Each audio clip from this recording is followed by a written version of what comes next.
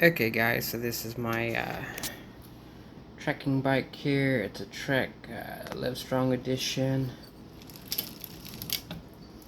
Right now the crank, I need to replace the front crank. You can see the guard is shattered on it and the gears are pretty worn.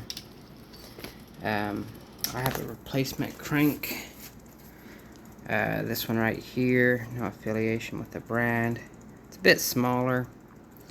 I tried to put this on last time, and the downside was it made my chain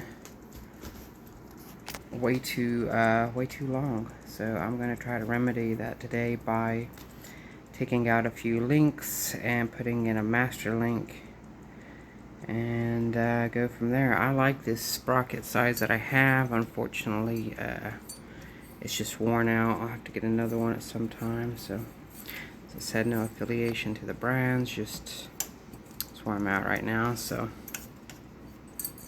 yeah, this guard here is just as fucked.